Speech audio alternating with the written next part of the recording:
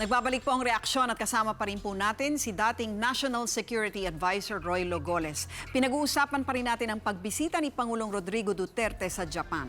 Okay, what's the worst thing that can happen in this separation scenario if indeed he means separating not militarily, not economically, but socially, whatever that means, at ano ang pagkakaunawa niyo? Hindi, ang sinabi niya, kinalify nila, hindi ito separation, kundi parang, ewan ko kung parang isang anak na humihiwalay sa bahay ng magulang para to live independently.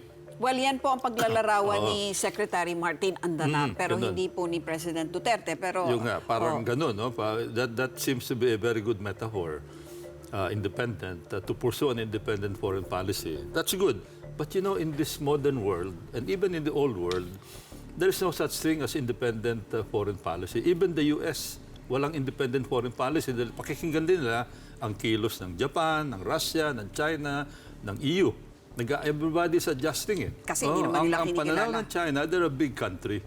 That's part of their tradition. So what can happen if they view themselves precisely as a big country and us as a small country? What does that make of us? And anong maaaring mangyari pagka iginiit natin ang mga claims natin dyan? Well, ganito, no?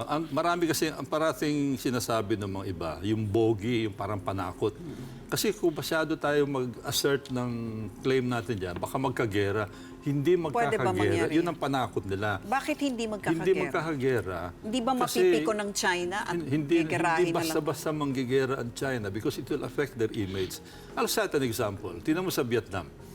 Nung 2 years ago, nagpadala sila isang malaking oil rig doon sa loob ng exclusive economic zone ng Vietnam. Vietnam stood their ground. Yes, nanlaban. But not militarily. Nagpadala ng Coast Guard ship escort ang China, naglabas ng Coast Guard ship ang Vietnam, outnumbered sila, naglabasan ng mga fishing vessels, nagkaroon ng konting banggaan, water cannons, may konting demo sa Vietnam, riot. But it did not result in a shooting conflict. Basaan lang. Medyo magulo. So hindi nagkagera? Hindi nagkagera. At after that, umatras ang China. And I understand the reason why China withdrew was it was getting very embarrassing for them. Na here they are, a big country, tapos nagbabakbakan sila ron, covered by CNN, covered by international media. And to me, that's the kind of situation that would happen kasi it's already a transparent world. Hindi ito katulad noong una na kahit na nagkakagulo sa lugar, hindi nalalaman ng mundo.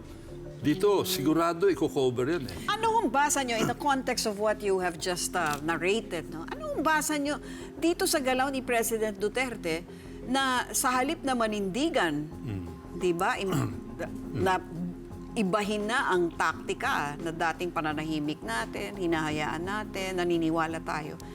Ngayon, sa halip na manindigan nga at ipaglaban nga yung atin, lalo pang kumikiling at sinasabi pa niya, dito na ako sa China at Russia. Yeah, at although he qualifies that economic down, no? And it will not in any way affect yung stand kayo na rin natin. na po nagsasabi, in this world now, everything is transparent. You That's can't right. you can't even sift the difference anymore between, di ba, economic and military and social and cultural. No? Right now, I'd like to give everything the benefit of the doubt. Titingnan ko ngayon kung ano yung mangyayari sa bilateral talks. Kailan ba magsisimula yan?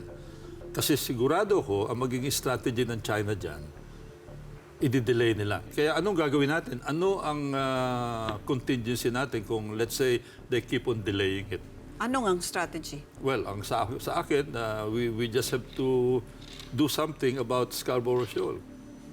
And that's Maybe all that we can do. Yeah, follow the Vietnam example. Take a stand, escort our fishing vessels with our Coast Guard ships, and by that, assert our right for our fishing boat. Should the United States even be a part of that equation? Walang, so dapat wala. Hindi kasama ang Estados yan. So Kasi that's not part of the Mutual Defense Treaty. Right. But so how does it help that President Duterte is saying, wag na muna tayo masyadong kumiling dyan sa US, ha? Wag na yan muna. Dito na muna tayo sa China. Well, that's another How issue. is that No? Yeah, that's another issue. Whether we can do that is something else. No, but just a pronouncement. Do you think that's a strategy of the president? Does he have a play in mind that we don't understand? Because everybody's confused about it. Well, yun ang problema because we are looking at unconventional steps in the implementation To of say the foreign least. policy. Yeah. Medyo hindi ito katulad ng dati na may kita mo, no? Even the Secretary of Foreign Affairs, sometimes will have to redefine or realign his statements with respect to this.